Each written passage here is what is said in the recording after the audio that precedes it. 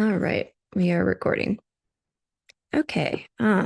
So today's agenda is completely focused on the HSSI or Heliophysics Software Search Interface. I know we've presented on this a few different times, but I'll go ahead and still go through the typical intro slides and just kind of center us for what we're going to be doing today. Let me share. Right.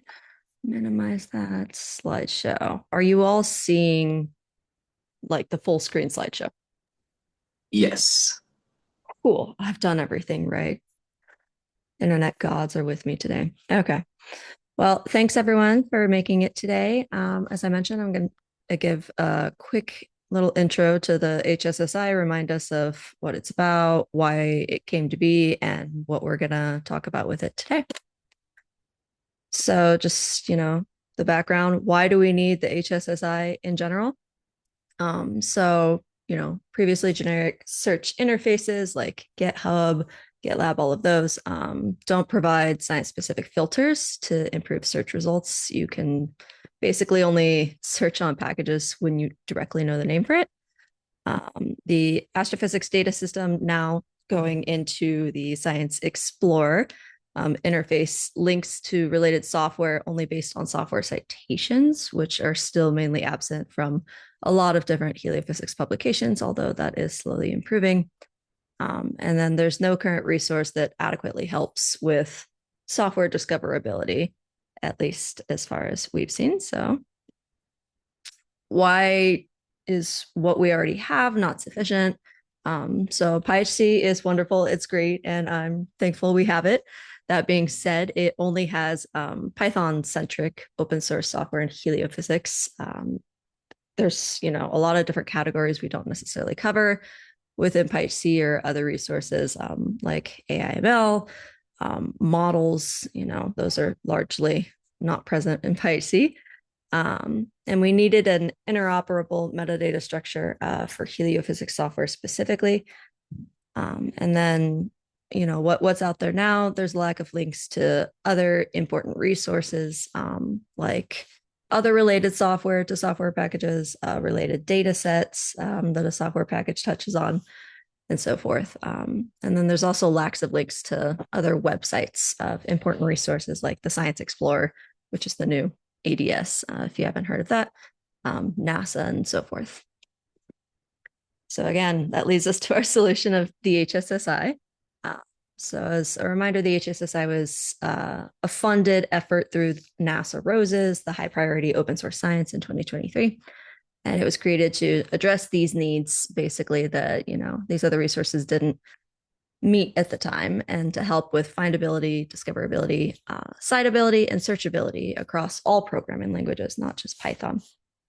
So the HSSI, we've, leveraged a lot of the EMAC or Exoplanet Modeling and Analysis Center layout.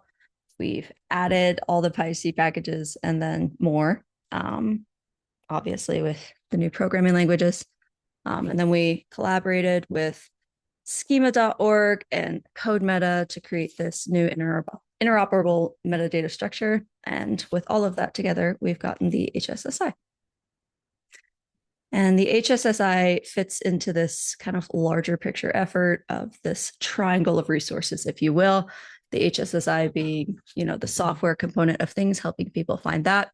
And from the HSSI, the goal is to be able to, get to the publications associated with the software through like Science Explorer, for example, again, the new ADS. You can get to the data from it through NASA's Helio data resource. I don't know if you can hear my cat freaking out. Sorry, so distracting. But yeah, the goal is that they all interlink to each other. They just knocked something over. Anyway, so where we're at in the effort, about a year and a half after funding has started, three different big things. We have our landing page to search for science software and heliophysics. You can see the HSSI here, just a screenshot of our landing page to the right. There's a bunch of different filters you can go through based on, the functionality, programming language, region, data source, etc. And a lot of these different filters will show up in the individual project cards that you see for each software package. We also have a public resource registration form. You've all seen and played with that for the most part here. And we have a new metadata structure that's tailored to heliophysics specific needs and is aligned with international standards. We've additionally, since the previous time, I think even that we presented on HSSI, created software landing pages. I'm just giving a super quick glance at them. Rebecca's going to go more into detail on this in a minute. But when you click from, for example, if you click on the PySpeed-S card, you'll come up with the PySpeed-S software landing page. There will be, descriptions, reference, publication, author, a lot more things in there. We've also added the ability to, cite the software itself in some different contexts, and Rebecca will go more into that. And there's also, as I mentioned, from that triangle of resources, we're trying to link out, to the related things in publications, in data sets. So at the publication, we've got the SciEx button right here. You can go directly to look for things. As far as linking out to other resources, there's links to either heliodata or space through related observatories, regions, and it's not shown here, but some have instruments. So as far as the submission options go, I mentioned that public resource registration form. That's this. You've probably all seen it before. It's beautiful.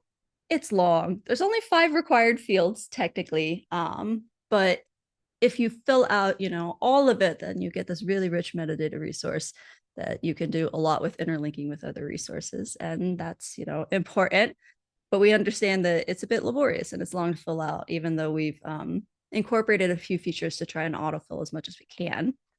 So at least on the back end, this isn't open to the public yet. We're looking into ways to see how to open this without getting basically attacked by a bunch of bots. But we have a submission REST API that the team's been kind of playing with for mass submission options to the HSSI. But, again, even this requires some manual labor and love. So Sean has been working on this really awesome AI tool that he's going to talk about after I'm done with this presentation to speed that up and to make it easier to get a ton of resources into HSSI quickly. So today's agenda, after myself, Sean's going to talk about the AI tool I mentioned, and there will be a wonderful feedback opportunity for y'all to give us your thoughts and opinions on things. Isaiah's here on the call. He's going to talk about, what he's done as the lead developer for HSSI, a few different topics, that submission API I mentioned earlier, search and filtering improvements that I talked about from, the main page and so forth. And then Rebecca will hop on and go through those software landing pages that I brought up, questions on developer contact info, some next steps for what the HSSI is looking towards, and another feedback opportunity. And I believe those are all of my slides at this time. I haven't been able to see you all. Let's see. Thank you, Isaiah. My cat's also freaking out. I don't know if you all saw or heard. Something definitely fell over, and I'm not sure what it was. We unfortunately missed that one. We didn't hear anything.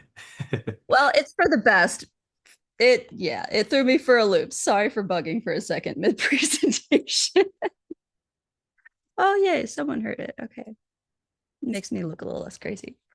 In any case, are there any questions kind of on that background or anything before we go ahead and jump right into all the other meat of the presentations?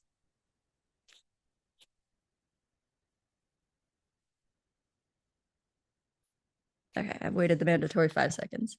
Let's go ahead and get into it, Sean. Cool. I can do that. Let me share my screen. Share this desktop. Sweet. And we're looking at slides with a couple Chrome tabs. Yep. Beautiful. Well, cool. Yes. I'm mainly here going to be talking about a suite of AI tools that I built to handle the metadata for the heliophysics software search interface. And I think a few of you have been on telecons before where I've introduced this thing, so apologies if any of it is redundant. Hopefully, it's a little bit new to some of you, and I've been making updates on it anyway. And I'm actually reusing slides from a talk I gave at NCAR's Improving Scientific Software conference just like a month ago. So I don't have dedicated slides for just the HSSI stuff, but I'll be kind of talking while pointing at the GitHub repos and the website itself and use some of the slides from here as an introduction, just as a heads up. So this um, presentation that I put together before was in general just about the AI agents I've been making for PyHC. And it was kind of coming from this angle of like, how do you customize agents in general and what's the lowest hanging fruit for getting really useful stuff? Um, when I first gave this talk, it was structured like I was giving the background on the AI tools to make sure everyone in the room understood things. And then I showed off our PyHC standards evaluator, the HSSI metadata orchestrator, and PyHC chat. But I'm going to cut out items number 2 and 4 and just focus on the HSSI metadata orchestrator. Um, I'll show it very quickly, give like the 30-second elevator pitch just to make sure we're clear what I'm talking about, and then I'll kind of go into the background a little bit and explain more about how it was built and what I've been doing with it. But essentially, um, it started off as just an extractor because we have this need to have a lot of metadata about all the software we put on our website for various reasons. It grew into what I'm calling the HSSI metadata orchestrator, which actually orchestrates not only extracting the information about software repos, but then validating that the information is correct, submitting it to the website, and then going back and continually keeping it up to date. This is now using a combination of agent instruction files, skills, and subagents, which are all the clever little tricks we get for customizing out-of-the-box agents. And um, I think that's all I'll say about it at the very introduction, and talk a little bit about the background just to make sure that we are all on the same page here. So obviously everyone's familiar with like AI chatbots at this point, and the big thing that happened around late last year was that agents, well, first of all, they were like invented mid last year, and then towards the end of last year, they all got good enough that they kind of crossed this threshold where I feel like they became actually useful for code bases because essentially generalized code base understanding has been unlocked at this point. You can drop any of these coding agents inside essentially any code base. And as long as you're using the latest frontier models, ideally on like higher thinking settings, so it reasons through things, well, you can ask it dang near any question and it'll answer it like an expert. Sometimes it's slow, but they're good enough at perusing around repos to get there. And that was kind of the aha moment to where like, oh, if we need a bunch of information about software to be populating this website, why don't we use AI to do this? I'll talk a little bit more about the motivation when I show slides for the actual website itself. But to talk about customizing them just really quickly, I want to introduce a few concepts. And the first one is agent instruction files. So I'm assuming most people are at least familiar with what a coding agent is at this point. You know, basically just like a harness around an LLM that lets it run autonomously in loops and do stuff. An agent instruction file is kind of the first entry point for customizing them. They're basically just one markdown file that lives at the root directory of any repo. The three big companies and their tools expect their files to be named slightly different things, like agents.md versus Claude.md or Gemini MD for Gemini CLI. There's even a Copilot CLI now that got released after I made these, and I think they also like agents.md. But either way, the point is it's basically just like a prompt or instructions you put inside of a file that gets automatically read when the agent opens up that repo. So the original use case was to explain things about a repository, to give an LLM kind of the lay of the land, things kind of like This repository is a front end website for searching stuff. Or you might give technical details like we use four spaces for tabs instead of two. Or you might give, technical details about how to run the tests, like here's these commands, or our tests are located in this directory, just helping the LLM navigate a code base. But you can do more than just that, though. You can actually give them personalities that they'll assume out of the box. So if the very first thing written inside the little instruction file is you are the HSSI metadata orchestrator. Your job is to orchestrate information about software packages for this amazing website. It'll just act like that out of the box, and you don't have to explain it anything from scratch. And I want to stop here for a quick second. If people on Zoom can find your raise hand buttons, I want to know who has actually spent time using one of these coding agents.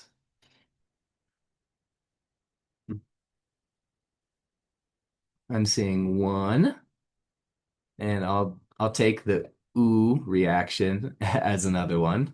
Um,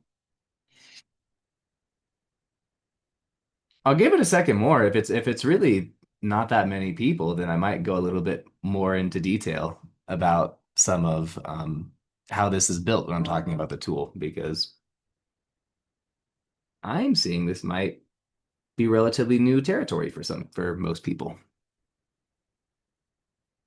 Um, Neat. Well, then that's good then. Then maybe people can walk away with knowing a little bit more at the end of this. I think that's good enough there. Um, So agent instruction files are like the first entry point for customizing agents, but they're far from the only thing we have at this point. The um, the main things we have now, in addition to agent instruction files, are skills, subagents, and MCP servers, where I'll go through them quickly and I'll explain with some examples here in a second. But a skill is basically a modular capability that gets called the moment the agent needs it, but not before. And a subagent is a totally separate agent with its own fresh context that can get spawned by the original agent running the thing. And then an MCP server, I kind of think about them as just ways to make tool calls out of interfaces and other tools. They're particularly good for things that need authentication. So, for example, like if I wanted an agent to be able to actually access, say, the AWS server where our website is running and, redeploy it or make production changes, I might stand up an MCP server with that authentication token already in there and have it go through. I'm not actually using MCP servers yet, so I won't talk on them too much. But the nice thing about why you use these is mainly for parallelization and for context management, because in the very naive sense, you can get an agent to do just about anything by just vomiting a novel of text into an agent instruction file, but it uses more tokens than you need if it loads a ton of information up front that it doesn't need to know to do the task, and you risk overloading the model if you give it too much to think about and ask it then to do a very specific task. So skills are actually markdown files that live in the repo, but they have a tiny little preamble that says, look at this skill when you're doing this certain kind of task. And the one example that comes to my mind is filling out all the software functionality categories in the Heliophysics software search interface, because you have to have your head pretty well wrapped around an entire code base and look at every nook and cranny to make sure that you haven't missed a feature or that you haven't said that there's a feature that exists that isn't actually well supported. So I made a skill, for example, that when the agent is going to look through the software functionalities, there's a little preamble in the skill that says, read this before you go and look at software functionalities. And the agent will, usually the sub agent actually, will read that and go, oh, I'm about to look at software functionalities. Let me now crack open this markdown and read all the instructions and tips on how to do this correctly. And in general, you can write skills like that to correct behavior or to explain how to do kind of esoteric things or something that won't be done every single time you use the tool. And then sub agents are nice because they have their own context. So they're not biased with the information that the original agent has seen, and they're good for parallelization because multiple little sub agents can be working on different parts of something at once and then return the answers all when they're finished back up to the main agent. Or if you want to do like adversarial validation, for example, you can have one that assumes everything the first agent did is wrong and then take on this personality of trying to prove everything right or wrong. And it's just really helpful. So leveraging all of these, we've been able to make some pretty good stuff for the HSSI. Um, oh, I have slides on agent development kits, and I'll just skip past this. All the big companies have like full kits for building your own agents. Like you have code first frameworks or no code builders, or even like full production level things that can run benchmark evaluations and do tool tracing and stuff. But that just gets so deep in the weeds and it's so difficult. So to really get 90% of the benefits of using AI agents for things with only 10% of the effort, I've just been using Claude Code or Codex out of the box. And I would encourage people to do that too, actually, until the point to where you need to deploy it to a community, like for free, or if you need to build it into directly into a website. At that point, you should probably use an SDK and customize something a little bit, which is in my future work. But for now, actually, just the CLI tools out of the box really do amazing things. And so now let me skip past the PyHC standards evaluator stuff and arrive at the HSSI metadata orchestrator. Woohoo! So making the motivation really obvious if it wasn't already. This is the website Julie was just showing. And, we have all this information about packages. We can filter them by functionalities, like did they do coordinate transforms or data visualization?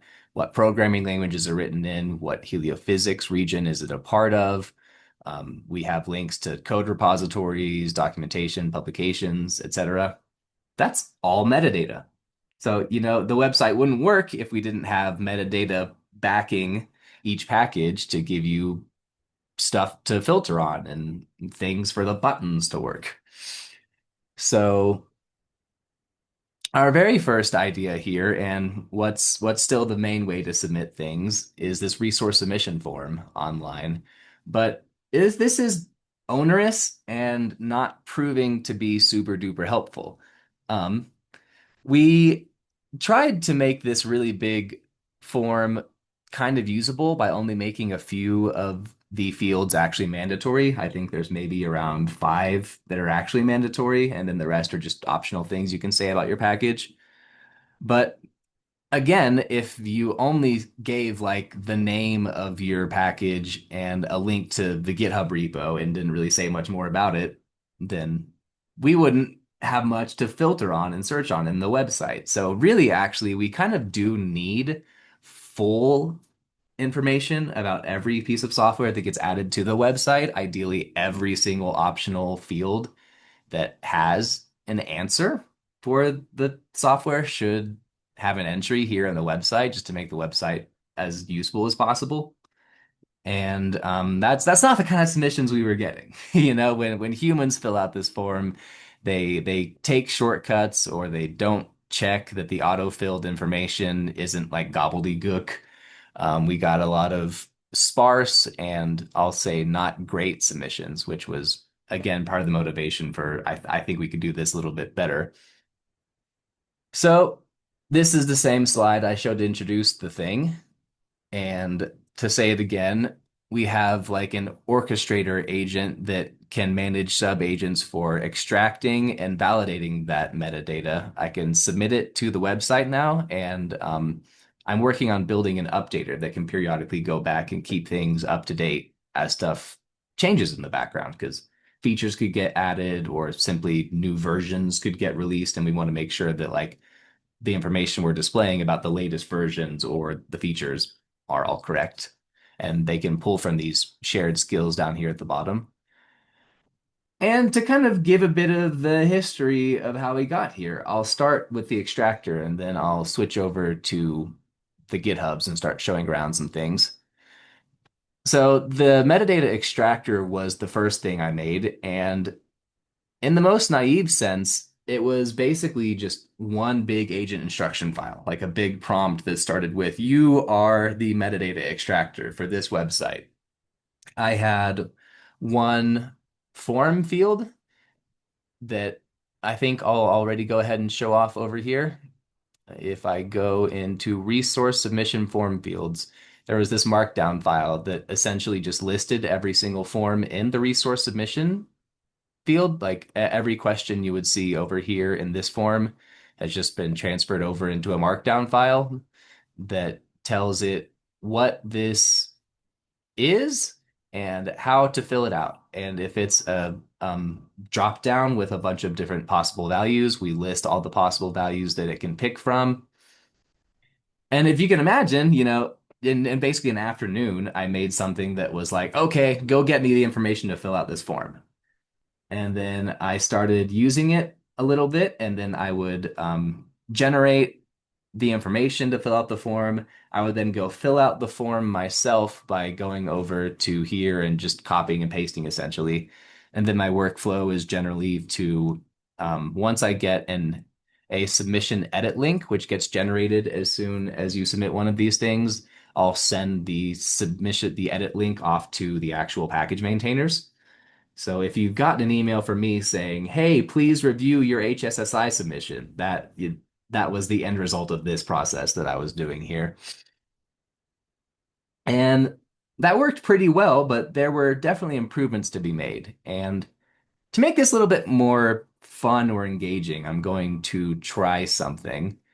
I'm going to put a terminal window next to my browser here. And I'm going to actually have us extract some metadata just in the background while I'm talking about this.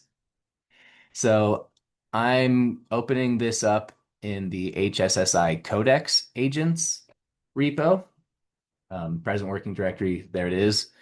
I basically have Claude Code and Codex versions of these agents, and they're nearly identical websites. You can tell even the READMEs and the structures look nearly identical. There's just a little bit of boilerplate that's different between the two different tools, so I made different repos to not confuse the thing. And if I go in here now, all you have to do to get it started is for the Codex one, just type Codex, and that will open up Codex. Woohoo. And then I will extract metadata for Happy Client just because it happens to be a pretty small repo with only a few Python files, so it might have a chance of finishing by the time I finish giving this talk. This can take anywhere from 5 to maybe 20 minutes, depending how big the repo is, but I'll just simply say extract metadata for Happy Client and then give it the GitHub URL. And it will happily go off and start doing all the stuff I tell it to. um, I will show the agents.md file, which starts off here saying, "You are the top level coordinator for the HSSI metadata workflows. Route requests to specialized agents, manage pipeline flow, handle approval gates, and relay results to the user, etc." So it's saying the extractor skill explicitly requires a helper agent evident pass and a SOMEF helper, which is like our autofill tool. And it's going to go and it is going to look at, I think, can I remember where in this repo I put the agent information? Yes, I have. So like the extractor here, it's going to spawn a sub agent that's going to start with, "You're the HSI metadata extractor, an agent that extracts comprehensive metadata from software repositories and produces a file called hssi metadata.md." So that's what you're going to see it doing over here. I'm not going to narrate everything that it does, but hopefully the text is big enough that you can kind of read what it's doing.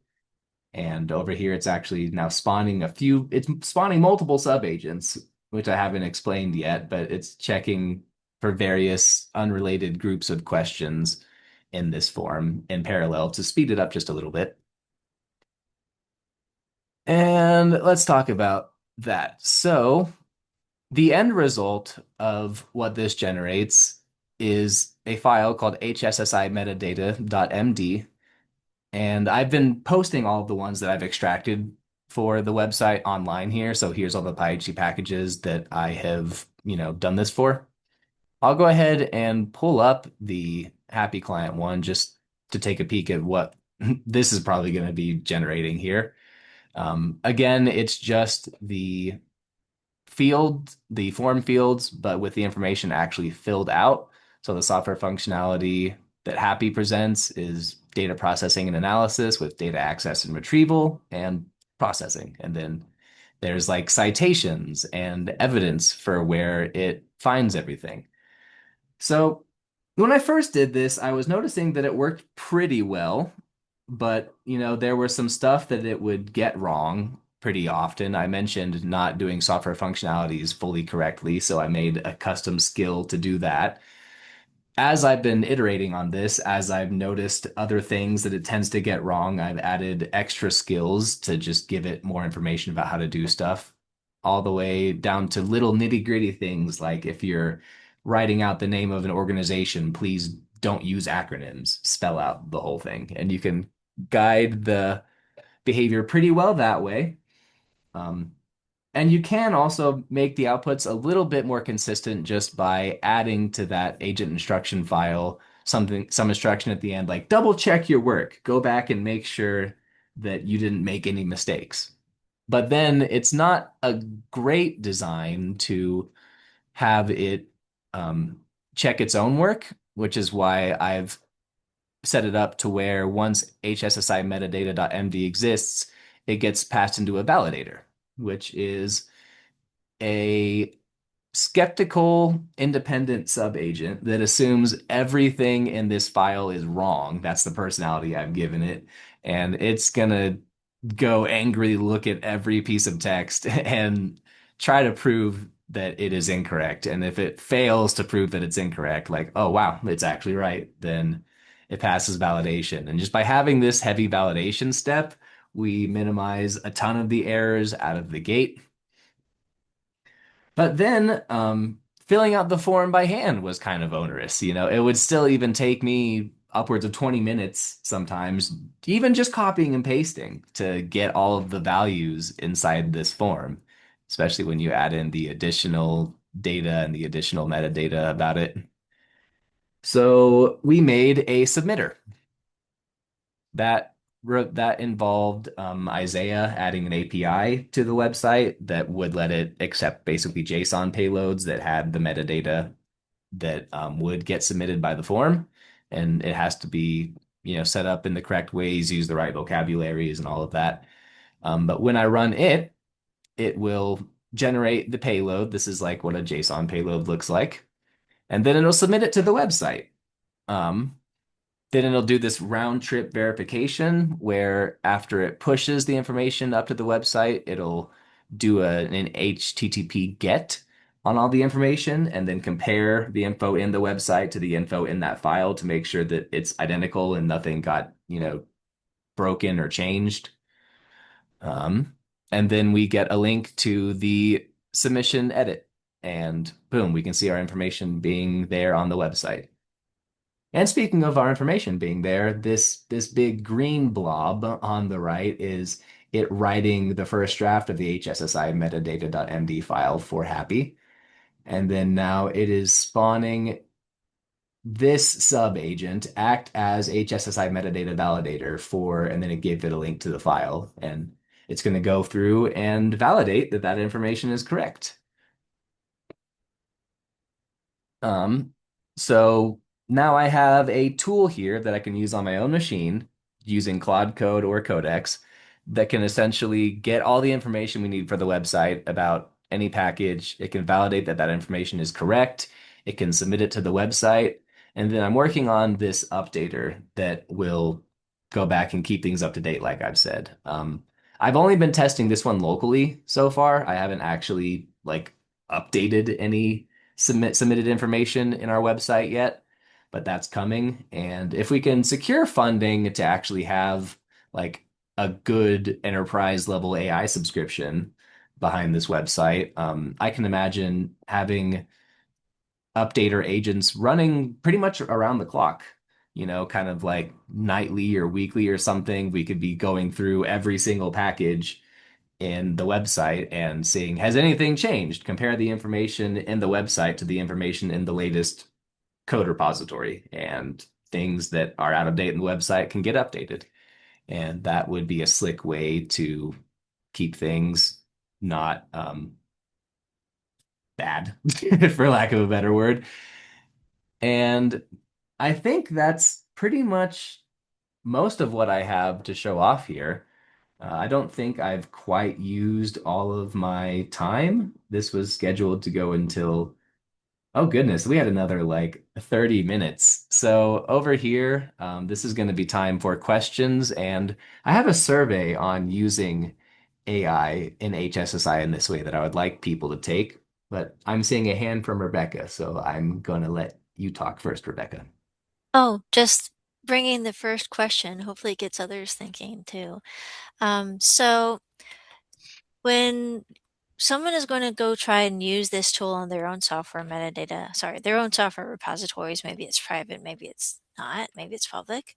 Um, what tips and tricks do you have? Like, I think you've said before that the version of the Claude or Codex tool matters, the capability, maybe I'm not using the right words, like, what level of the tool might affect performance. Do you have any input on that?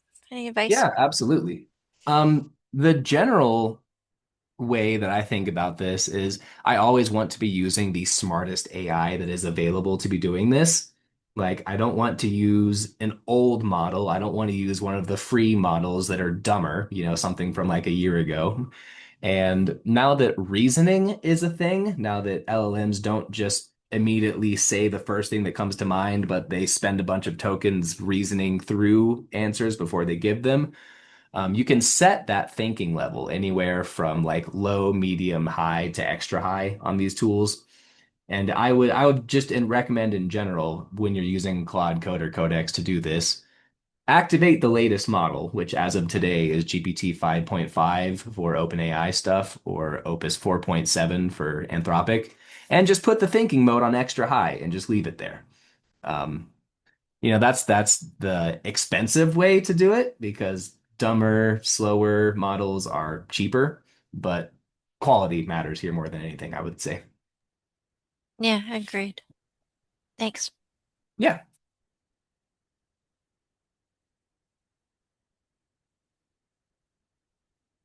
Anyone else have any questions about this?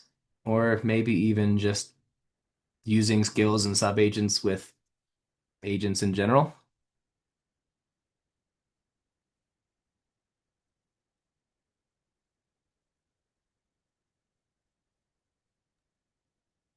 I have more questions if no one else has anything. I'm happy to take your questions. I'll encourage especially because I haven't used up all the time here, I would actually like everybody who is on the call to pretty please scan the QR code on screen and answer the survey questions. There's not too many of them to answer.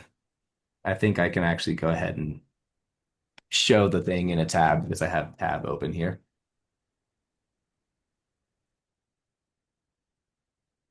It's essentially just going to be asking you, what is your role? Like, do you have software in the HSSI or are you not even related to this?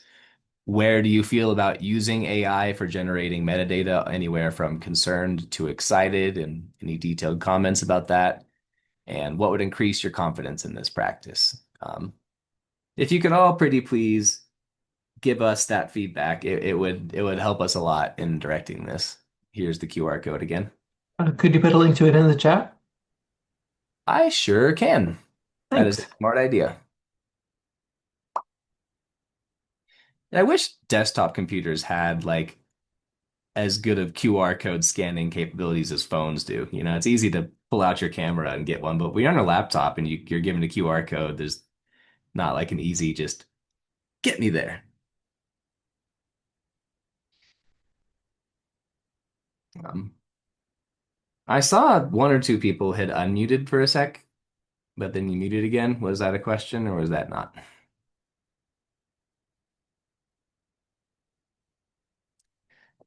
So Rebecca, I'll call back on you, but first I will go point out that this thing finished. So that worked for 11 minutes and 28 seconds autonomously to create HSSI metadata.md for Happy Client. And it passed the validation after, let's see, what did it change? The validator found one actual error. The example dataset IDs are not valid related dataset entries without DOI or permanent citation links. I'm removing these from field 28 and also tightening related software by dropping the happy specification. Okay, cool. Look at that. And I could go pull up that file, but that might not be as interesting. It's just kind of cool to see it running by itself. Okay, Rebecca, I think you had another question. Sure. There's a link to the survey in the chat for those that are staring at the QR code going, yeah, no. So here's the link. Okay, so noting Catherine, we're going to add a prodding question for you. So we're going to be playing with this tool for drafting space records to address a big backlog. And I can also easily imagine using this for, say, having an AI tool suggest a measurement type or an instrument type for data sets data sets described in Happy. Do you have any experience, Sean, on how well it does with data sets or data set files or just um, guessing things based on other metadata in a metadata file? I don't know. What do you think? Yeah, I mean, certainly I use AI agents for way more than just code-based stuff. Um, and generally, I'm saying they're getting pretty good at navigating even large data files and whatever. Essentially, just as long as you have the raw information available, um, and if you can explain well enough what the task is to do with that data to the point to where like a human would reasonably be able to follow the instructions, that it's a pretty good likelihood that you'll get decent results. When you're asking about like a data set or guessing or something, I don't know. Did I answer that question correctly? Suffices for me. Catherine, what do you think? Can you folks hear me? Yep. Okay. Yeah, so I mean, I'm excited to explore these tools for their ability to categorize these different things. I know a big effort in in the Madrigal Happy Space project is to categorize all of our data sets actually by phenomena, and that would help us generate space records much easier in that way.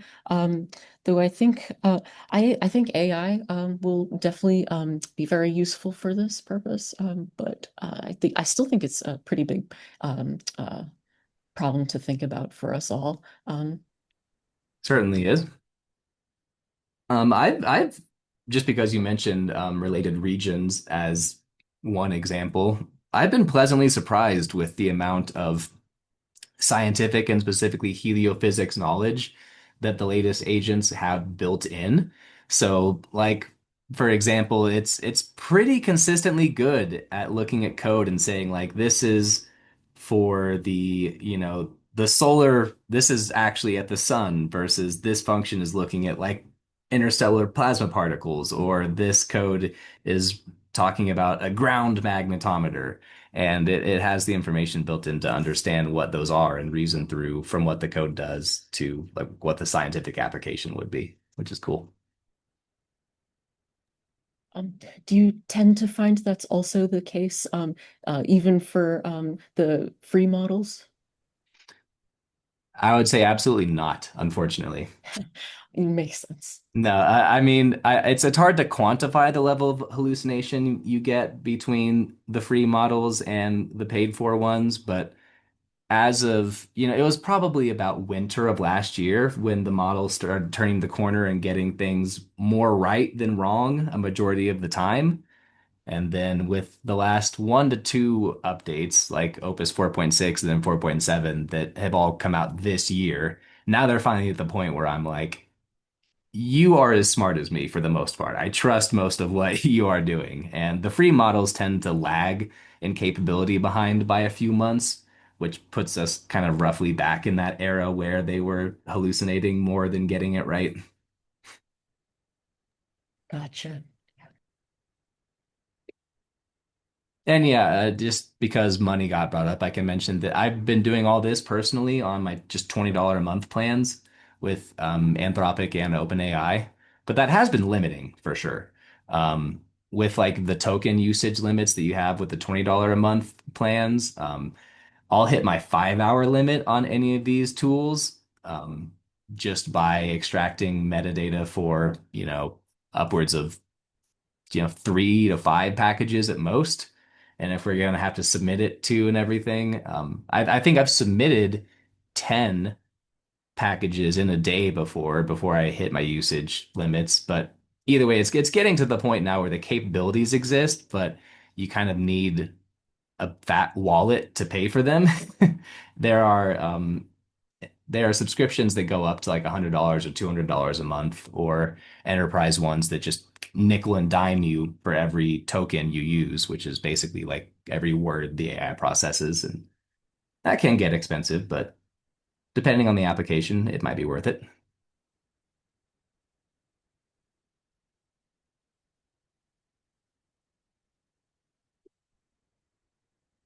So I do not have too much more to say on the topic, and I am not looking at the stats for the survey, but hopefully people are filling them out, and I really appreciate everyone that has already.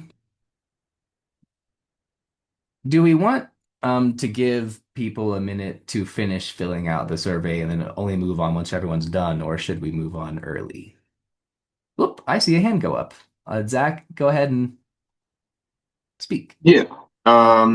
Just to follow up that last point you made, what are some things that you had to kind of compromise on to just meet that $20 a month limit?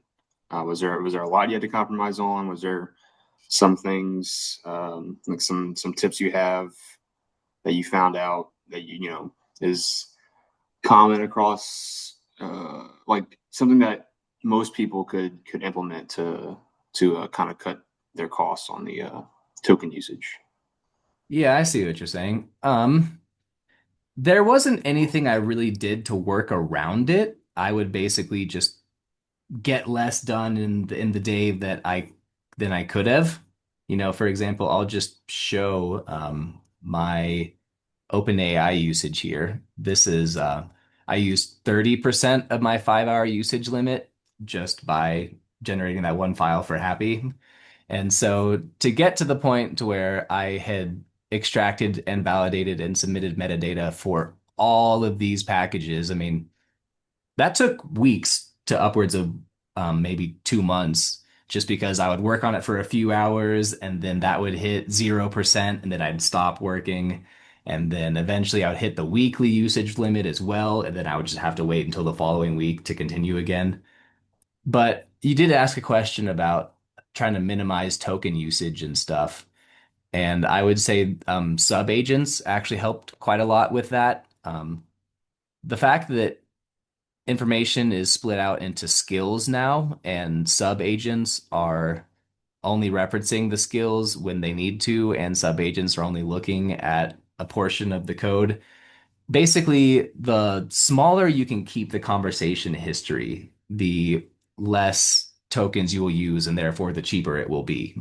So the expensive, dumb way was to have one huge file and just one conversation that just did all of it. And by splitting it up into subagents and by taking text out of the main agent instruction file and putting it into skills that are only read when they're absolutely needed, I cut down on tokens usage. I couldn't tell you by what percentage, but that definitely helped. Thanks. Of course.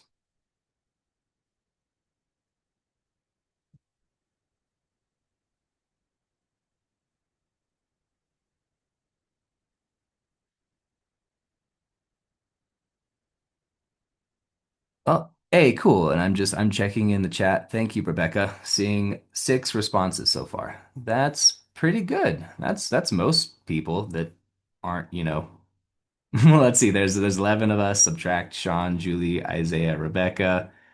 That gets us to 7, and that's pretty good. So I think I'm gonna call it there. And Julie, do you think you'd like to move on to Isaiah's stuff now? Sure, we can go ahead and move on. Yep. Finishing a little bit early, but hey, being ahead of schedule is never the worst thing, right? No, no, no. This is perfectly fine. Hello. Hey, Isaiah. Gonna share my screen here. All right, are we seeing the slideshow now? We are. Cool. So this is just going to be a development update, the second, I believe, progress update of the heliophysics software search interface. The last time we did this was back in the spring, the PyHC spring meeting last year, 2025. And I'll just be going over some of the changes that we made since then.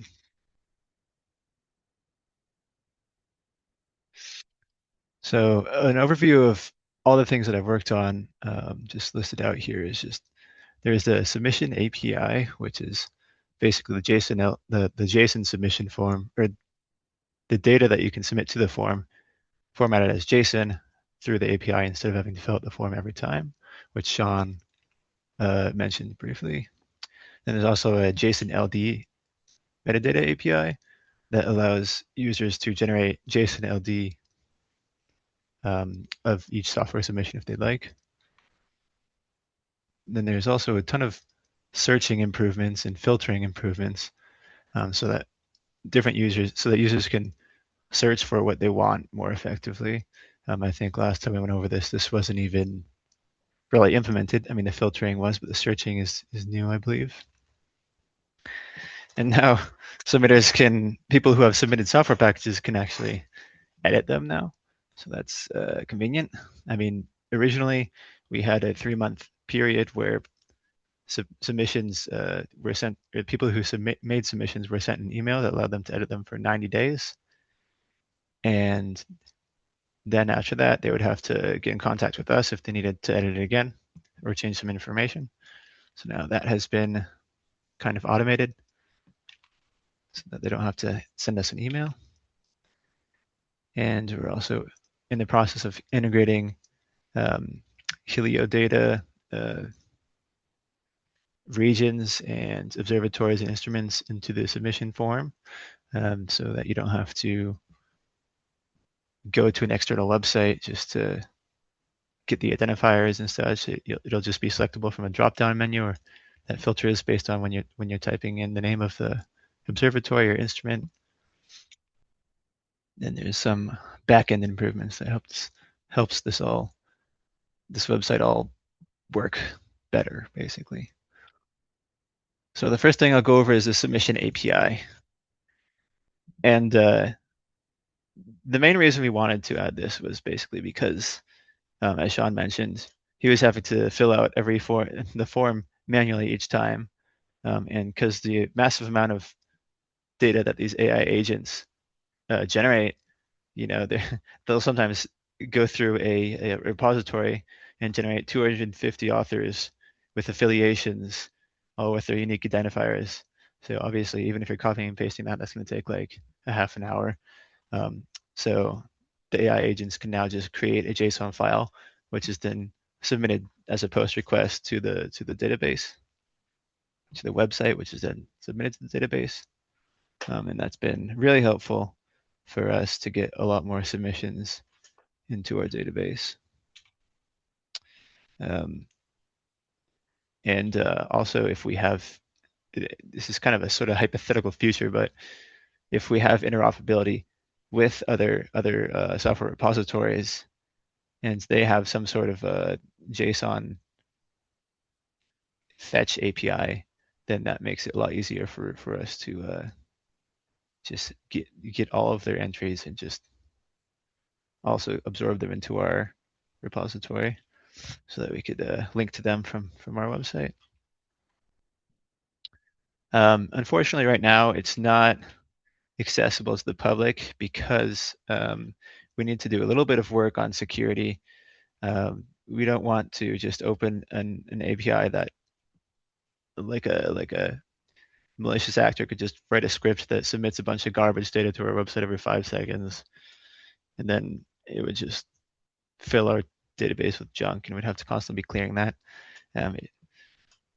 Probably no one would do this, but all it takes is one bad actor, right? It's extremely easy to, write a script to to do this if this was open to the public. So right now we're just using a secret key that only allows people like Sean and I and others to do it. But we are considering other possibilities such as user authentication and generating tokens for users that could allow them to use the API if they have a bunch of software packages that they want to submit and want to use an AI tool to do so, or something else like that.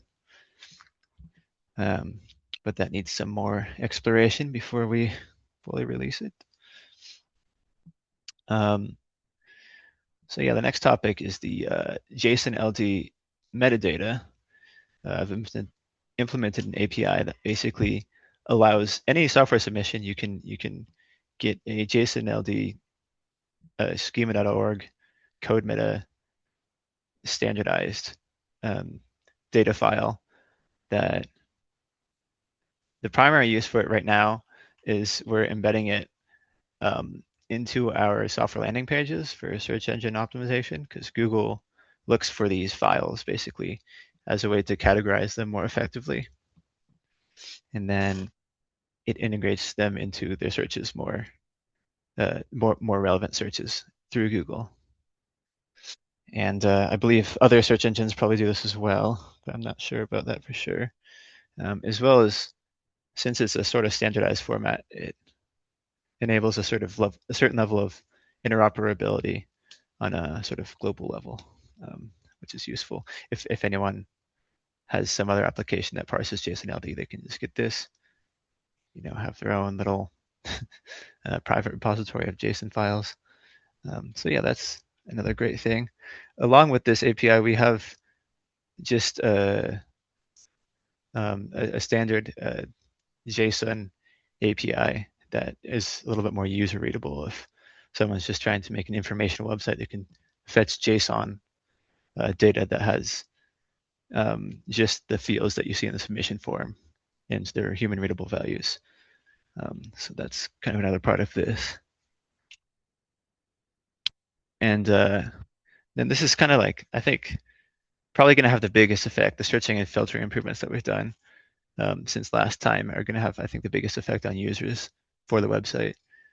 Basically, this is doing when you search through this search bar here, it's going to do a fuzzy search on every single one of the fields inside of the software submission.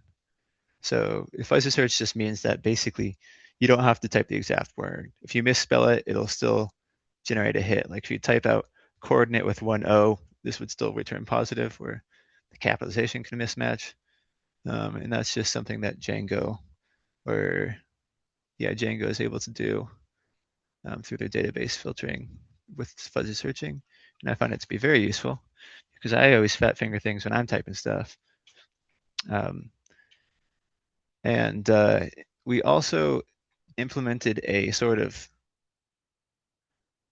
a certain serialization method on the database tables that allows us to very easily add these new filter tabs and filter in other ways, such as searching with specific keywords. Like you could type,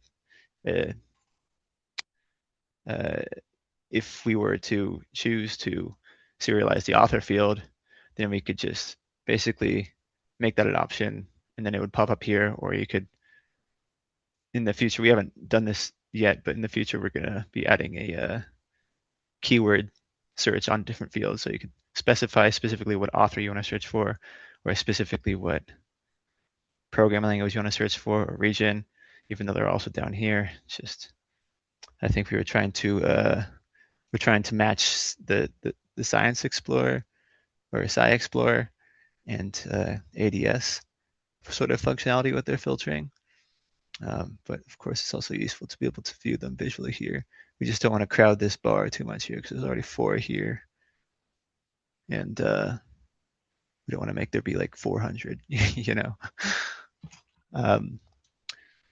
So yeah, this has been something that I think we ran into a lot of issues at first, or at least I did when I was working on it.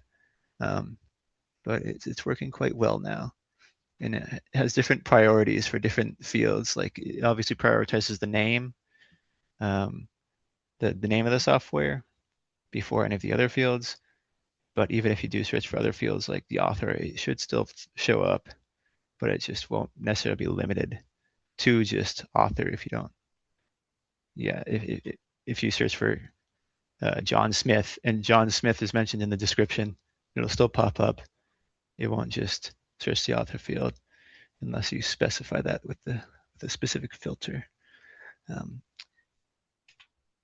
And yeah, then there's also the sort of quality of life feature for people who have submitted packages, where you can go to any software landing page and you can select this button here, which is right next to the title. It just says request edit access. And we don't want anyone, obviously, to be able to just edit it. So we've added a sort of verification that makes sure that it is the same person that had submitted it, or at least someone that knows that email. They can confirm the email, and then it will send a link to that email. So even if someone does know the correct email, they still can't edit it unless they have access to that email. We just wanted to add this step in here because if anyone clicks on that, we don't want to spam the submitters, you know, with edit links just being emailed to them. If hundreds of people are on this web page and click that button, we don't want them all to be sent 100 links, you know. Yeah, so that's what that's talking about. Edit access is restricted to submitter email to prevent bot spam and also just people that are curious who click buttons, spam. And the way this works is sort of, it uses the same user interface as the submission form. And so when you get that edit link, you'll follow that edit link by clicking on an email, and it will send you to the submission form with pre-filled data of your submission. And when you click submit, it's a special sort of mode. It won't create a new submission. It'll just update the data in the previous, or in the submission that already exists. And this is also the way that you would want to change your email. If you're changing your email, you'd have to request an edit link through your old email, and then you would get that link, you click on it, and then it would open up the submission form, which has a submitter email field that you can change that to your new email. And so that is what we've worked on there. And then we've also been working on this. This isn't quite there yet, but we were implementing a sort of API call to the heliophysics.net, the heliodata records. And so there are these fields in the form for observatories and instruments and regions. And when you select them right now, they're just text fields with subfields below them for the identifiers of the observatory and instrument. Except the regions is drop-down menu, but that one's a little bit different. We'll mention that. But for the observatories and the instruments, you type in the name of the observatory, and then you have to go find it through, I forget what the website that stores those identifiers are. You have to go find it through some other interface or some other website, and then you just copy that identifier URL and you paste it in the form. So that's kind of a pain point, I would say. People don't usually fill out the observatories because of that. And so what we're doing here is we're pulling all of the records from this API here, the heliophysics.net API, and then we're storing them in our database locally. we're doing it that way instead of just doing the request every time you click the field, because it's a sort of two-step API. You pull a list of all of the IDs for the observatories, and then you have to pull each one individually for the details of those observatories or instruments or regions. And then that gives us basically a link to the SPACE record and the actual, like the proper name and a description and some other metadata that we can store in our database, so that when people go to the submission page, the drop down is populated instantly and they don't have to wait 5 or 10. Actually, it takes around like a couple minutes to pull all this data actually. So obviously every time you went to the submission form, you don't want to wait a couple minutes to get that drop down. That'd be ridiculous.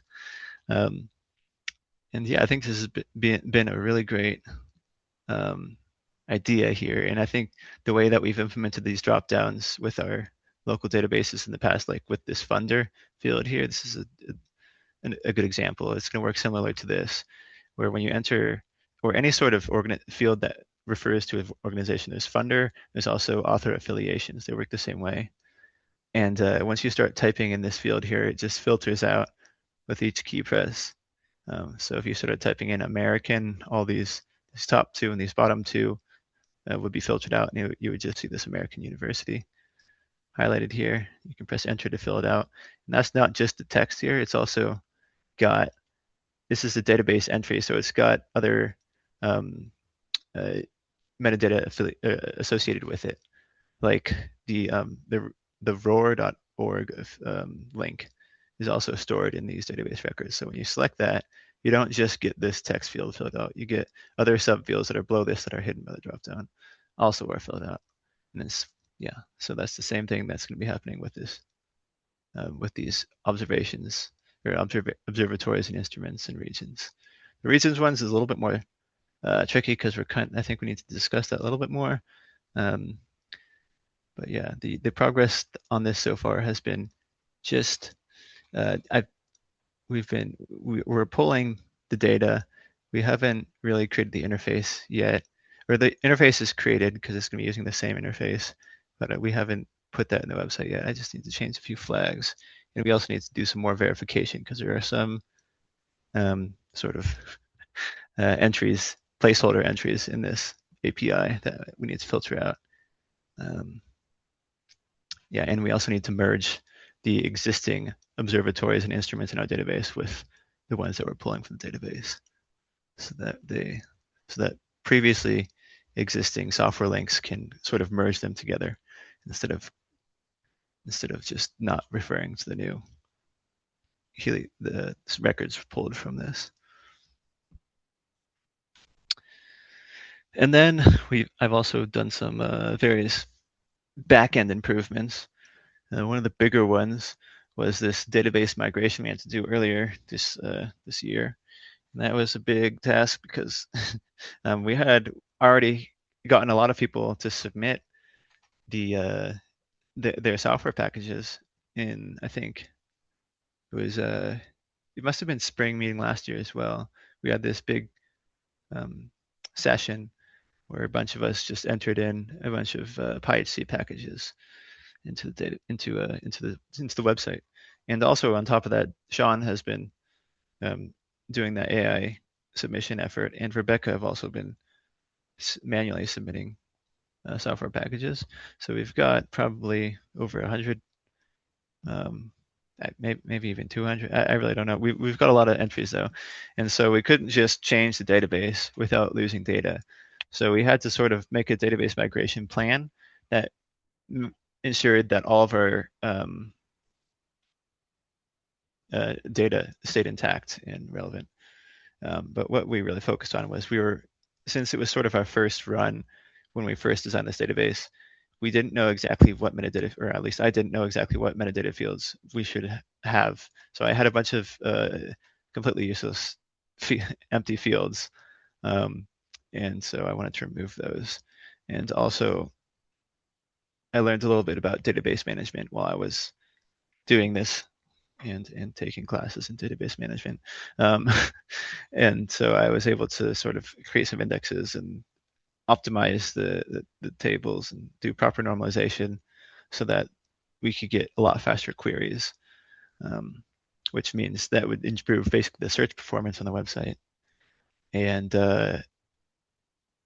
not just search performance, but also like linking from one table to another.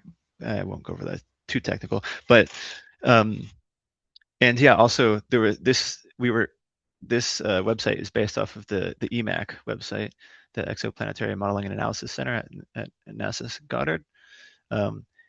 And so we kind of just had their entire database structure schema also in the database the whole time. That was just completely unused, and obviously we didn't need that, so we went ahead and removed that. We also implemented the Django REST framework for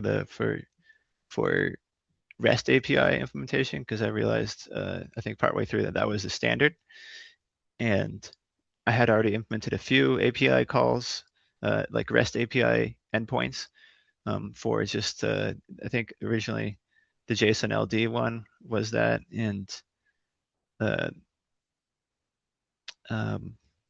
just some ones that I used internally on the website that I won't go over. Used a REST API to asynchronously get data from the website before it loaded, and it was really sloppy. And I'm like, this isn't the best way to do this. So I looked up some information about how to do it more neatly, and the Django REST framework seems to be the answer, especially when you're using a Django. Well, when you're using a Python website, it's just it's the common thing to use with the Django web server. And this also is a good thing because we're going to be implementing more API features, like the ones I was just talking about, and this will make that a lot easier and a lot quicker to do. And in the short term, what we're going to be working on next is, well, I mentioned this, the Helio data records that are being pulled from the heliophysics.net API are going to be implemented in the submission form and stored in our database. So that's what I'm actually working on, like, right? Like I was just working on that yesterday. I'm going to be working on some more today. And yeah, that'll be the next thing that we're the next big feature, at least, that we're doing. Of course, bug fixes and stuff will happen as well. The search interface, we're trying to match the, as I mentioned, we're trying to match the search functionality for SciExplorer and for ADS through the keywords. And that's also a big thing that we want to do. And I think it's just a lot more intuitive to search that way, especially since it seems to be standardized in a lot of different websites.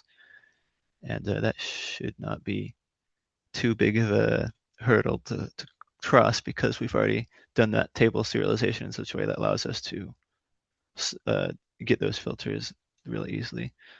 And yeah, so example here, you would use the keyword, then a colon, and then the search term in quotations if it's multiple words.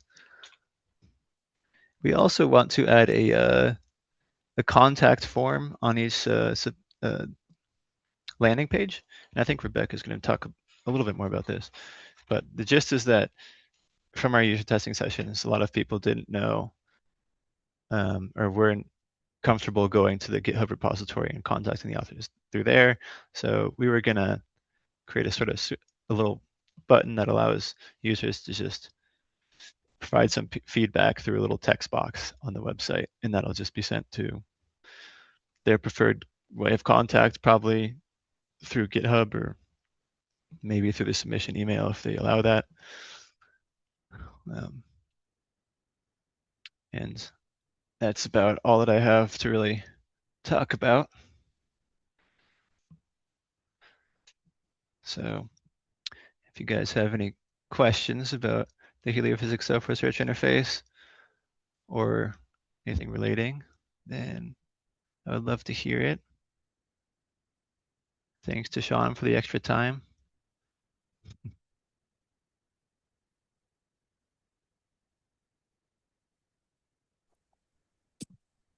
I actually had a couple quick questions.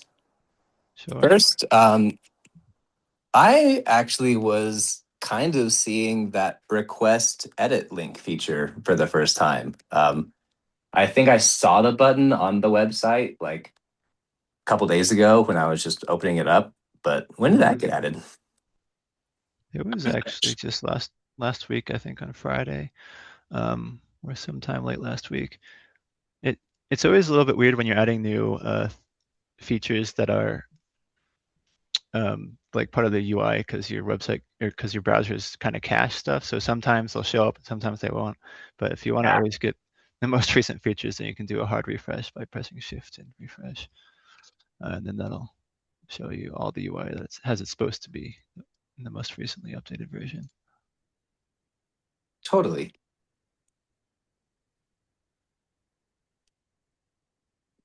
Anyone yeah, else, or should I ask a second question?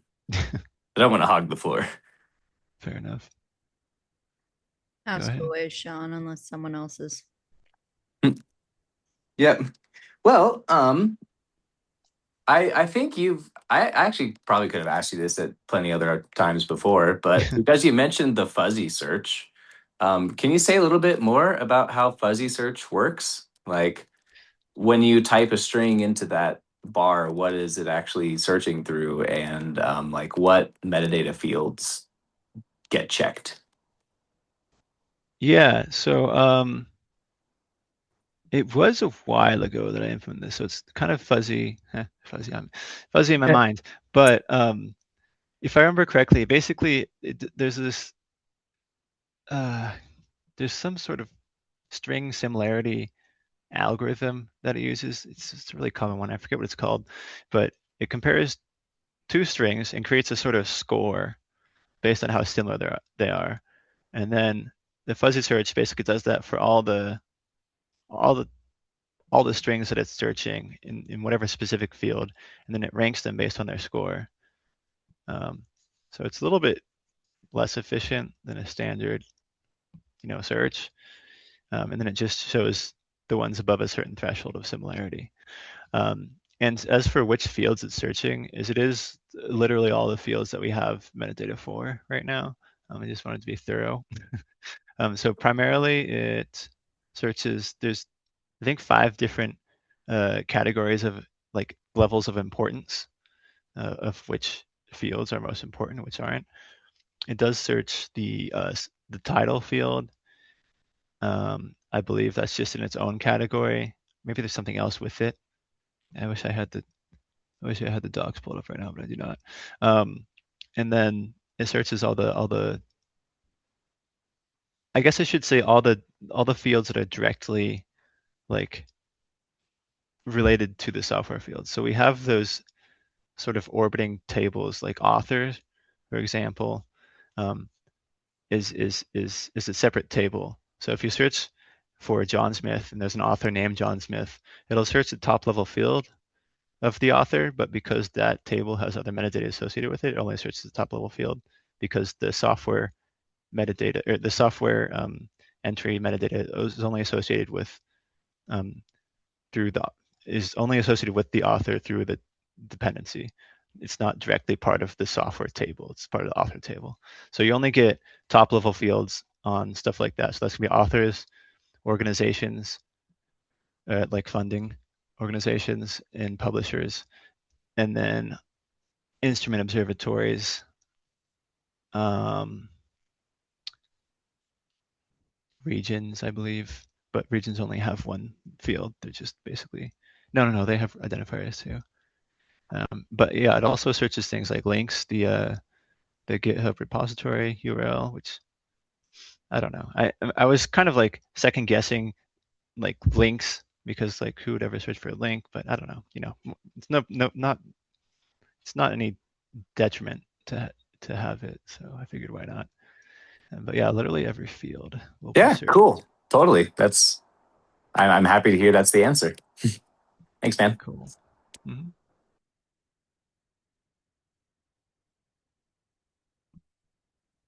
All right, I guess maybe I should stop my share. Thanks, Isaiah. All right. Yep. last but not least, Rebecca.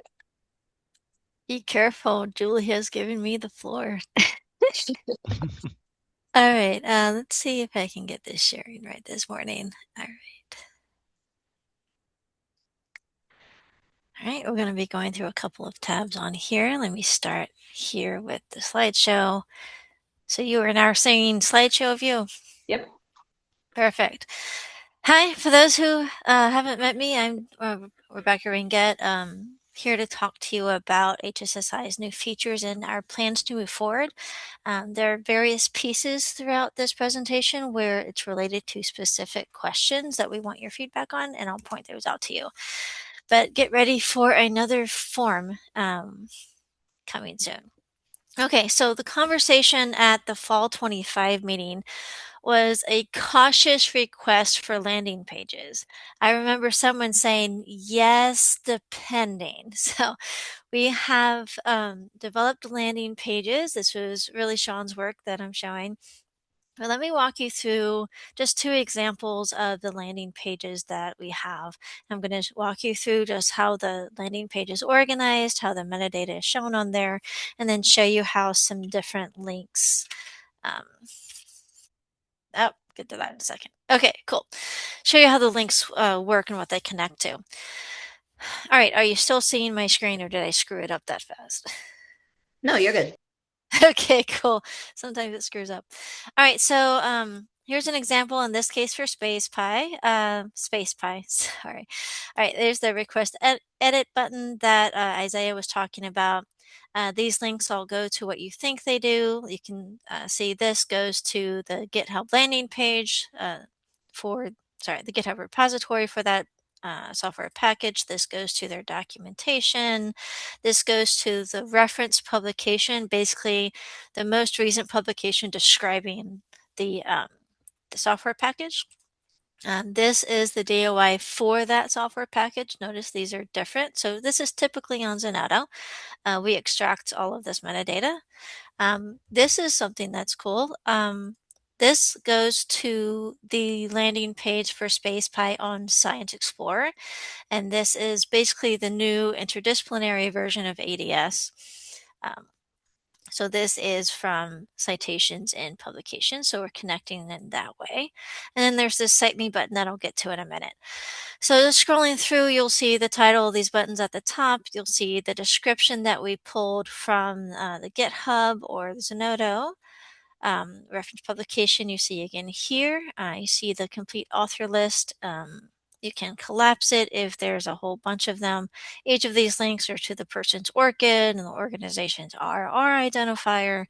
So you can go to that standard landing page for the organization, for instance, and then the person's ORCID page. And a nice feature here is that for some ORCIDs, you can access their email address. Okay. Technical details, you'll see the pieces here. These are links, and I'll get back to that in just a second. But scrolling through, you'll see the data and file formats that either the person entered or the AI tool extracted. You'll see some science context here, and we'll come back to that. Just the keywords that were determined by the submitter or the AI tool again. Some funding here, if funding was used to develop it, version information, version notes, and so on. So the amount of metadata shown on the landing page is completely determined by how much metadata was submitted, whether it's by a person or an AI tool. But let me go back to these links. So notice this is Python 3.x, not like 3.11 or 3.7, which is a bit old school at this point. But these links are lined up with terminologies in our list here. So for instance, this filter that's been constructed has a list of programming languages that we've taken your input on to formulate. And notice that Python is in here, and you can choose Python 2 or Python 3, and that's why it's the Python 3x. But the way that the link works is you click on it, and it gives you a list of other software packages that are indicated as written in Python 3, regardless of the 3.7 or 3.12, for instance. Okay, going back to the landing page, you can see that functionality is also built in for whatever is chosen. It's the same thing for related regions. You can click on it and automatically pull up a search on the HSSI website for other software packages that are relevant for EMAG. Okay, what does EMAG mean? That's a region indicated by this purple background or blue, depending on your computer screen. But EMAG is Earth magnetosphere right here. So notice that filter is already active. So when you scroll down, you will see packages that are related to Earth magnetosphere. Okay, that's how that works. These terms, particularly for related regions, are specifically aligned with the Heliodata website. So let me show that, and I'll show you why it's important in a minute. So the Heliodata website is the NASA-funded, NASA-hosted website for data search across heliophysics, whether funded by NASA or not. I'm not going to talk much about the website. That's not the point here. But the point here is to show that there are these different regions here. We have the top level regions right now, and we're working on expanding that to have these sub-regions.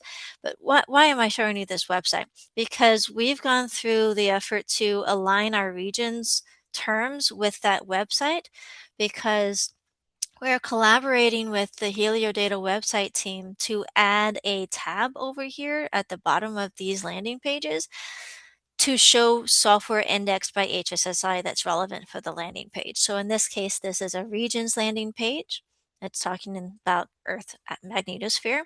So the way this will work is that software packages that have, in this case, Earth magnetosphere indicated in their metadata on HSSI's side, those will be extracted by the Heliodata team through API calls and then sorted in some way to show in some other tab here, something like this, where you could scroll through, see different software titles, some other information, of course, not start time and end time for software, for instance, but people that are interested in data sets for this region can also see your software that's relevant to that region.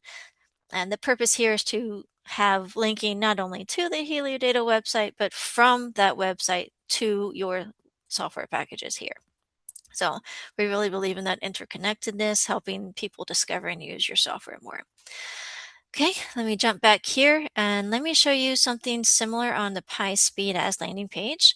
So you notice this one has the same buttons, except it's missing one, a DOI, and that's simply because the metadata record doesn't have a DOI for the software package.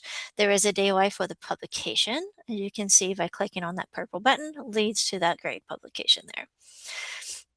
Okay, and we'll get to that Cite Me button in a minute. I just have one more thing to show you here. The functionality, notice when you hover over them, they do become links. And if you click on that, you go back to the main HSSI webpage with that functionality now as a filter. So you'll see data visualization, which you see here, DAVI, not Da Vinci, DAVI, data visualization. For those that catch the pun, you're welcome. At least Julie got it. All right, but you'll see packages that are relevant to that software functionality, which again, that is also a list that we developed with your help. So thank you so much. That works the same way. Now, and same thing for data sources. Let me not dive too much into that again though. I want to show particularly what happens with the related observatories and on records that have them related instruments. So related observatories, this links out to the Heliodata website for that observatory. And NASA, we call them missions. The international community calls them observatories, so you hear me calling them both. But that links out to that mission website on the Heliodata website, and then so they can find data that they can use with your software. And as I said for the regions page, it's also true for these missions and soon instrument pages. That will work the same way, as in the near future, we're working with this team towards having a related software tab down here somewhere where they can scroll through software that's relevant to that mission that's indexed on the HSSI website. Again, really trying to encourage discoverability, easy discovery for your software in relevant contexts. Okay. For cases where the particular mission isn't listed on the Heliodata website, it leads to this page from the 1990s. But this is the SPACE metadata landing page, where they can, thank you, Zach, love that reaction.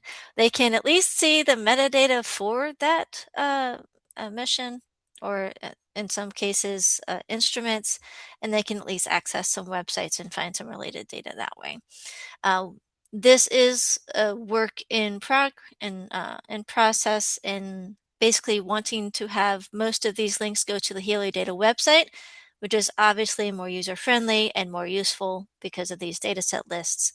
And so, but the purpose for this group is that, again, we're trying to have links from our website to other useful websites for other data and publications, but also from those other websites to this website so they can more easily discover your software. Okay. The next thing on that landing page is this Cite Me feature, and I'm going to jump back to the landing page in just a second. But let me tell you a little bit of background here on it. So all of the guidelines and international papers and discussions over the last 10 plus years indicate that we need to be providing the citation for the specific version of software that researchers use in their publications. So it's not enough to say that we use SunPy or that we use PlasmaPy. They need the version, because the changes in version, not knowing which version it is, makes it hard for others to attempt the same analysis or use the same ideas, right? So you'll see in the website, and I'll jump to those examples in a moment, that we provide that version specific citation if the metadata we have can support that. But also discussing with various software developers, including some of you here in PyHC, the feedback from you is that you really want people to cite your reference publication, because it's in performance reviews or other feedback at your institution, you're getting pressured by, do you have citations to the things that you've published?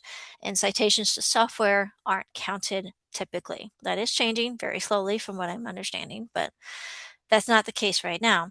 So what you need, from what you're saying, is that you also need people to cite your reference publication in those research publications that they produce using your software. So we're doing yes and both. So let me jump back to the to that landing page example. So up here at the top, you see the Cite Me button that I promised to show you, and it uses the DOIs for your software and for the reference publication to automatically generate, using an official website, this citation.doi.org. I'll show you. This is the website and API provided by the DOI Foundation that generates citations in close to 1,000 different formats. Not that most people ever want to see 1,000 different formats of citation, but that's what we use to generate these. So you'll see this has the complete author list, this has the correct name, this is the version associated with this DOI, and it correctly indicates computer software, which is great. You'll see the same thing here for the DOI for the publication. Now, out of those 900 to 1,000-ish versions, formats rather, we've selected a couple of different ones. So we're interested in your feedback on any others that would be relevant to you. So when we have both the purple and the orange buttons, you get both of these. Okay. When there's only one of them, you only get the citation for the thing we have a DOI for. So that's one of the main reasons to make sure you have a DOI for your software in our system, so they can cite your software and the paper. So reasons to have the DOIs for both the reference publication and your software, so people can retrieve that correct citation for both. Okay, so we're interested in your feedback on this in two ways. So let me go ahead and actually, I'm flipping back and forth so much, guys. Sorry, my brain works like this, but I will try to. I need the chat to give you the link. So here's the link to the survey form. There are a few questions on the Cite Me feature. Basically, we want to know, oh, wrong thing. We want to know what your opinion is on our double approach here, and what other formats would be useful here. Okay. I can pause for the question from D. So edit request access link. That is exactly the question we are working towards, D. So let me get back to that. I've had the same question for a bit, but it's not an easy solution. So let me Yeah, come back to that in a few minutes. and I feel a little bad because I've done that to lots of people. All the submissions that I've done are under like my work email address. Right, So right. And maybe when a workaround could be I give them my email address and they can steal it that way. But yeah, we don't have a that's fully not fleshed out great. answer for that yet. No. That's not good. No, we'll come back to that. So hold on. That I believe that is part of this presentation, if I remember correctly. Um, so let me do this thing next. So this is what Isaiah was pointing to as being requested by usability testers. Basically, our non-technical website users trying to search HSSI or arriving at our website from other places, trying to search for software that they could use to help them get their research done faster. They're not particularly comfortable with GitHub. Unfortunately, that's the world we live in. So they're interested in a non-technical way to contact the software developers for the package. So as Julie said, we work with EMAC. That's the software stack we started with. They're still on board. They're still collaborating with us. And they've come up with a way to do this without exposing the email. So here's the EMAC website. This is in planetary physics, planetary science. And just as an example, their edit button here for the Mardi Gras package looks something like this. So you can click different buttons about what would be relevant, type in some stuff here, click submit, and there's a CAPTCHA. Sorry to the Mardi Gras package if that just went through. Okay, but notice the user never sees the email address. It did trigger an email though, or somewhere through the system. But the point is that it's a non-technical way for users to send you an email asking questions, providing feedback. Yeah, Zach, you get the fun. Yeah, that is a fun name for a package. And it is an actual acronym. They actually constructed it. Go take a look if you're interested. But we're interested in your feedback as a software developers for the packages we list. And there's some questions on this survey form about that. Basically trying to get what your feel is. Is this just going to be another email that won't get answered, or would this kind of thing actually be useful? Just trying to feel out where you are in the scale of things, what kinds of responses that you have there. Okay, let me make sure I didn't skip. All right, getting close to the end here. Another thing we want your feedback on is to help us prioritize and understand from your perspective what additional or major upgrades that we could do to benefit your software, basically to help it be more discoverable, maybe make it easier to manage your metadata, like Dee's comment in the chat about, for instance, with we're increasingly moving towards having this AI tool be the main submitter of metadata for the software packages, and including updating it as new versions come out, updating your metadata as new versions of your software come out. So that's in here. So number one, let me just run through these and give some examples of how it might benefit your software. So adding an authentication system for submitters, yourselves, and volunteer curators to manage contributions and even claim your software package. So that would help you manage your metadata. Say if the AI, or if Sean used the AI tool or someone else used it to draft and submit metadata for your software package, you could log in with this authentication system, claim that as your software package through some verification we haven't figured out yet, and then make changes to that metadata. Number two, linking from the Science Explorer, that website I showed you before with the eyeglass, which was previously ADS, to software indexed by HSSI. So we're already moving towards collaborating with them. We want to understand from you how important that is to you.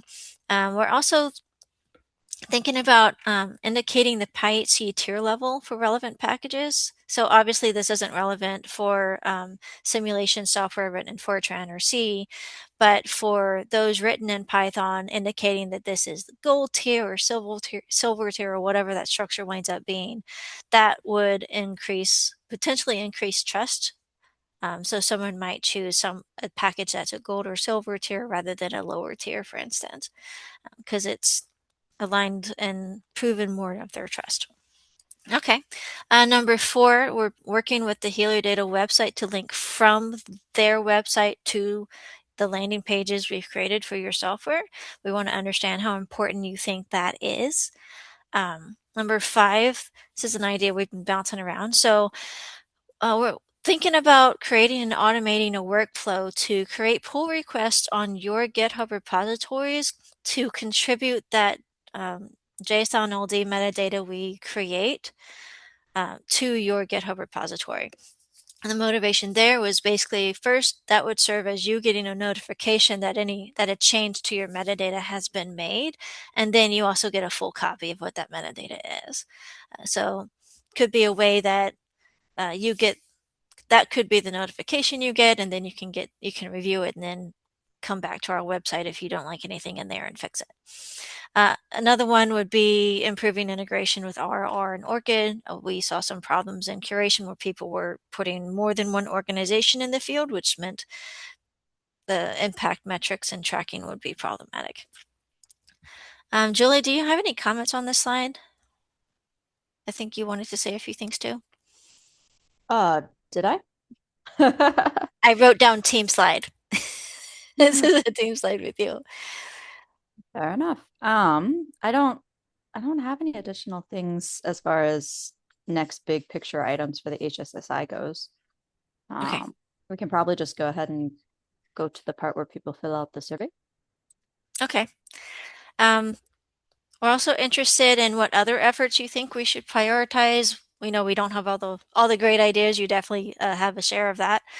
So what else could we do that would benefit your software? Maybe add some citation tracking feature for software that has DOIs. Should we be tracking the number of landing page views on the software pages? So you can go to your landing page on HSSI, see, hey, this page has been visited 120 times or something like that. And that can maybe help with your proposal writing. Are there other websites we should be linking to or linking from to help connect your software to other resources and increase discoverability? Should we be prioritizing, say, mission science meetings for advertising for HSSI? Like, is that important to you, or maybe some other meetings that you think we should be at? So on and so forth. So I've shown a couple of nice chunks of things, and there's some questions associated with each one of those. So let me give some time here for you to click that link in the chat or scan the QR code and complete that survey. In the meantime, I am certainly happy to take questions.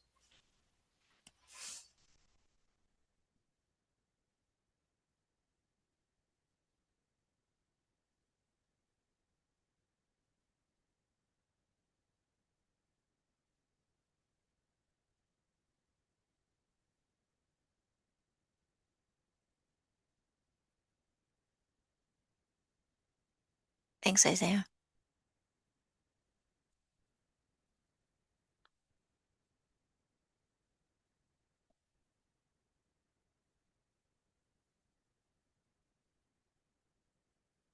Already have 2 responses. That's awesome.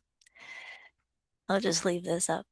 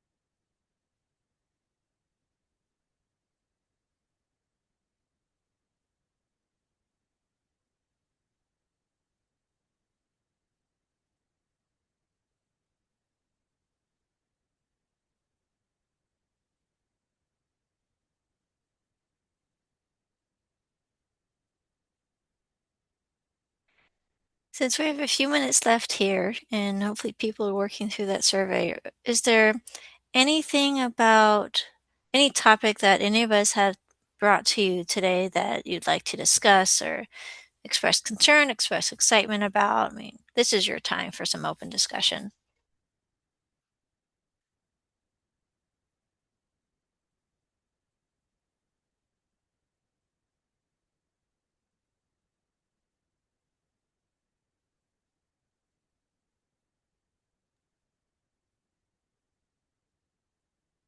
Silence is assumed that you're totally fine with every single thing we're doing.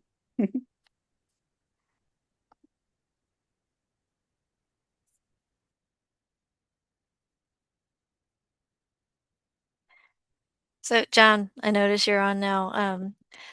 Uh, Sean actually was able to use the AI tool to draft some metadata for that happy client Python package. So in PyHC while he was giving a talk. What do you think about that? Okay, yeah, I didn't see that. Bob Weigel will be happy. And what's your reaction? I mean, it's fine. Yeah, I think a lot of this should be automated, right? Like the information is out there. This is what Bob's complaint is that why do we have to keep re-entering the same stuff in different places? Can it just be harvested? And if you want to Yeah, collect it, fine. But asking people to create more metadata and update it, this is always the problem, right? Even with people who value metadata, it's not fun to make it. So, exactly. yay for automation. Great. Thanks for the feedback.